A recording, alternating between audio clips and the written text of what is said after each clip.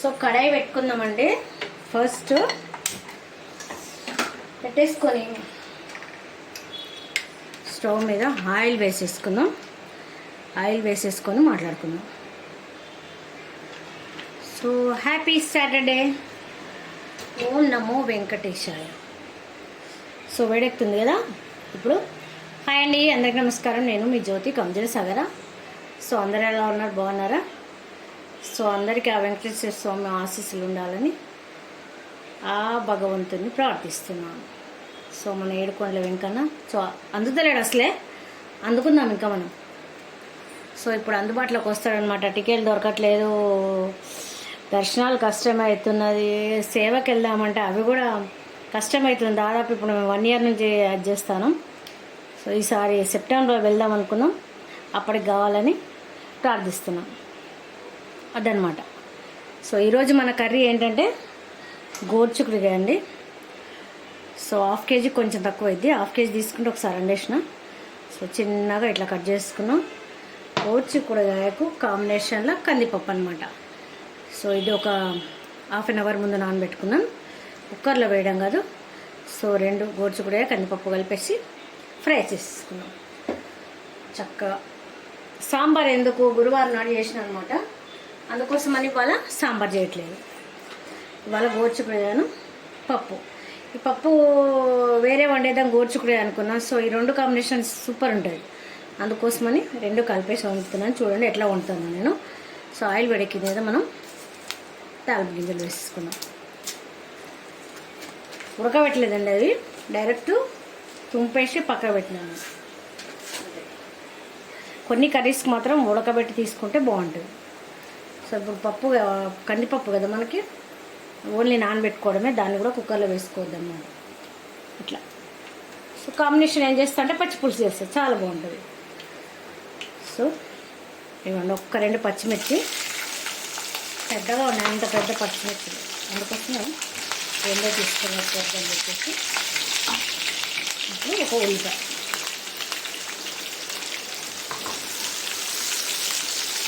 ఉల్లిపాయ పచ్చిమిర్చి అయిపోయినాక నెక్స్ట్ ఏంటి మనం వేయాల్సినవి, పచ్చిమిర్చి ఉల్లిపాయ అయిపోయినాక నెక్స్ట్ మనకి అల్లం పడాలన్నమాట. ఇందులో సరిపోతుంది, ఎక్కువద్దు.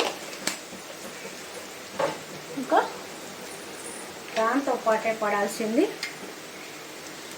పసుపు అన్నమాట. వేసిద్దాం. కొంచెం ఎక్కువే పడుతుంది, పప్పు కదా కాంబినేషన్లో. కొంచెం పప్పులో పసుపు కనపడితేనే బాగుంటుంది అన్నమాట. సో పోపులో వేసేసుకున్నాం కదా మనం. ఇప్పుడు మనం ఇవి వేసేసుకున్నాం చక్కగా. ఫాస్ట్గానే అయిపోతుంది కర్రీ, ఎక్కువ టైం తీసుకోవాలన్నమాట. చక్కగా కలిపేసి మంచిగా చూడండి, ఎంత సన్నగా కట్ చేసుకోవాలి మనం. కట్ చేస్తే ఏమైందంటే చాకుతో కట్ చేసుకోవాలి, గోరుతోనేమో ఇట్లా గోరుతో తీస్తే కొంచెం ఇంత పెద్ద ఇంచెస్ వస్తాయి కదా, అవి కొన్ని ఒక్కొక్కసారి వాటికి మనం ఏంటి కుక్కర్లో అట్లా వేస్తే పెద్దగా కట్ చేసుకోవాలన్నమాట. సో ఇట్లా వండితే మాత్రం మనం చిన్నగా కట్ చేస్తేనే చక్కగా ఉంటుంది. మూత పెట్టేసుకుందాం, మగ్గుతుంది ఇంకా. ఓకేనా, అదనమాట. ఇప్పుడు కరివేపాకు వేసుకుందాం, అది మధ్యలోనే వేయాలి. సో తాలింపులో వేస్తే ఈ ఆకులనే కొంచెం మాడిపోయినట్టు అవుతాయి అన్నమాట. ఇట్లా వేస్తామనుకో మనకి కలర్ అట్లాగే ఉంటే చక్కగా వీటికి పడుతుంది. ఫ్రై అయిపోయింది చూసిందా, పచ్చి వాసన పోవాలన్నమాట. కరివేపాకు ఇది చక్కగా వేగనిద్దాం మనం. ఒకసారి కలిపేసి మనం చూద్దాం దీని అవతారం. చూసిందా, ఒక 50% ఫ్రై అయింది, అంటే పచ్చి వాసన అంతా పోయింది అనుకోండి. సో ఇప్పుడు ఏం చేద్దామంటే పప్పు వేసేసుకున్నాం ముందు. చూడండి, వాటర్ అంతా తీసేసి వేసుకున్నాం. చాలా బాగుంటుంది ఇట్లా ఫ్రై. పెసరపప్పు వేసి వండినాను ఒకసారి, మీకు కందిపప్పుతో చూపించలేదు. పెసరపప్పు అంటే మామూలుగా ఇట్లా చల్లుతా అనమాట. చల్లితే ఏమైందంటే అక్కడక్కడ ఇంత ఉండదు అనమాట. సో అట్లా తాలింపుకే వేసేసి పెడతా పెసరపప్పును అది. సో ఇప్పుడు అవి ఇవి కలిపేసి చక్కగా ఉడుకుద్ది అనమాట. మెత్తగా కాదు, అటు మెత్తగా కాదు, ఇట్లా కాదు, చాలా చాలా బాగుంటుంది. సో రోటీకైనా పనికి వస్తుంది, రైస్లోకి బాగుంటుంది. రైస్లోకి అయితే ఇంకా పచ్చి పులుసు చేసేసుకొని తింటే ఉంటుంది కదా, సూపర్. ఇంకా దీన్ని చక్కగా ఒక 5 minutes సిమ్లో పెట్టేద్దాం అంతే. సో కలిపేసుకుందాం మనం. చూడండి, పప్పు కొంచెం పలికిస్తుంది అనమాట. చూపిస్తాను దగ్గరికి పప్పుని.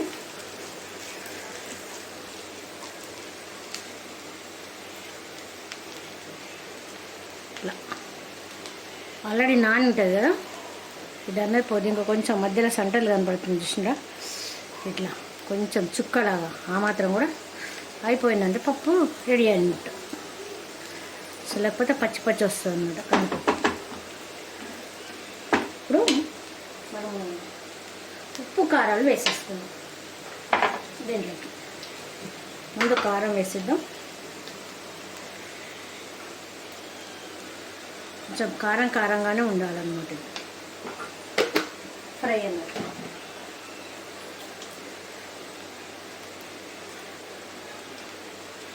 2 స్పూన్లు వేస్తున్నాను.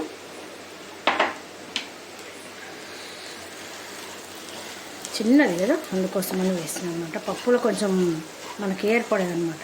పప్పు ఉంది కాబట్టి పిలిచేసుకుంటుంది. సో ఇది కూడా పిలిచేస్తుంది. ఇప్పుడు కొంచెం వాటర్ వస్తుంది ఇంకా దీనిలోకి. చూడండి, సాల్ట్ వేసినాం కాబట్టి మూత పెట్టేసుకుందాం. మళ్ళీ ఇంకా కలిపేసినాం కదా, సో మూత పెట్టేద్దాం.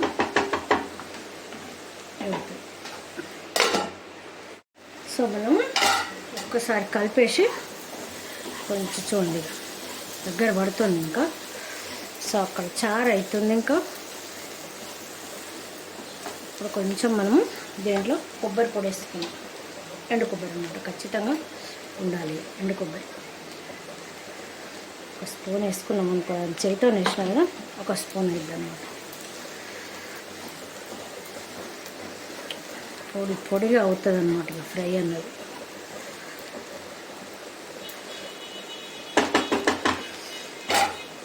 అక్కడ చారుకు రెడీ అవుతున్నది, ఇక్కడ ఇది అవుతుంది అనమాట. ఇక్కడ చారు అండి. సో కొంచెం ధనియా పౌడర్ వేసేసుకున్నామండి, ఫైనల్ టచ్. సో వేసేద్దామంట. కొత్తిమీర కూడా వేసుకోవాలి, కొత్తిమీర వేస్తాను.